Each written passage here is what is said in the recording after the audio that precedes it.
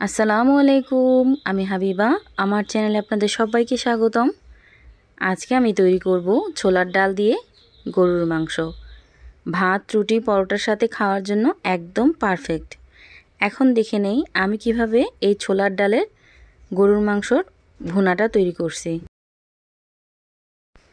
এখানে আমি মাংস নিয়ে নিছি 1 কেজি পরিমাণ। মাংসটাকে আমি হাড় ছাড়া নিয়ে নিছি। আর কিভাবে টুকরো করছি দেখে নিশ্চয়ই বুঝতে পারতেছেন। ছোট ছোট টুকরো করলে কিন্তু খুব ভালো লাগে ডালের সাথে। এখানে আমি ছোলার ডালটাকে আগে থেকে ভিজিয়ে রাখছিলাম প্রায় 1 ঘন্টা আগে। ভালো করে ধুয়েও রেখে দিছি। এখন একটা প্রেসার কুকারে আমি তেল দিয়ে দিলাম গোটা রসুন 3 কোয়া, দিয়ে দিলাম গোটা পেঁয়াজ, আস্ত কাঁচামরিচ। এখন দিয়ে দিলাম গরম মশলা, একটা তেজপাতা ছিঁড়ে দিয়ে দিলাম, দিয়ে দিব 2 চামচ আদা রসুন বাটা। পেঁয়াজটাকে কিন্তু আমি হালকা ভাজা দিছি, বেশি ভাজা দেই নাই। এখন এই আদাটাকে ভালো করে ভেজে নেব। আদাটা যদি ভালো করে না ভাজি তাহলে কিন্তু আদার একটা গন্ধ আসে। এই তো আদাটা ভাজা হয়ে গেছে। এখন আমি একটুখানি পানি দিয়ে দিব।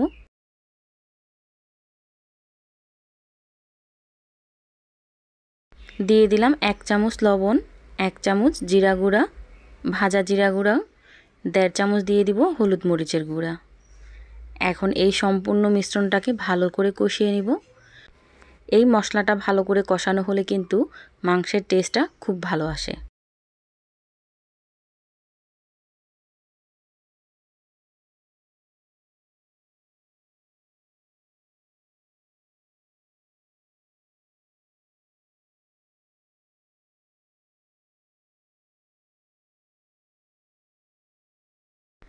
এই তো কষানো হয়ে গেছে। এখন আগে থেকে ভিজিয়ে রাখা ডাল আর কেটে রাখা মাংসগুলো দিয়ে দিব।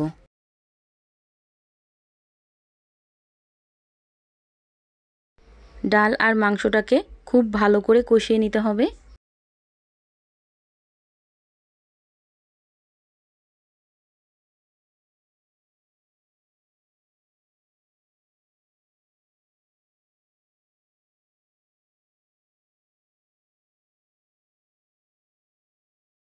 পাঁচ মিনিট আমি সবগুলো একসাথে মিশিয়ে কষিয়ে নিছি। এখন দিয়ে দিব 1 কাপ পরিমাণ পানি। আর ভালো করে কিন্তু কষানো হয়ে গেছে, দেখিয়ে নিশ্চয়ই বুঝতে পারতেছেন। 1 কাপের বেশি পানি দেওয়ার কোনো প্রয়োজন নেই। আমি 1 কাপ পরিমাণ পানি এখানে ব্যবহার করব। সাইডে লেগে থাকা ডালগুলোকে আমি একসাথে নামিয়ে দিব, যেন সবটা ভালো করে কুক হয়ে যায়।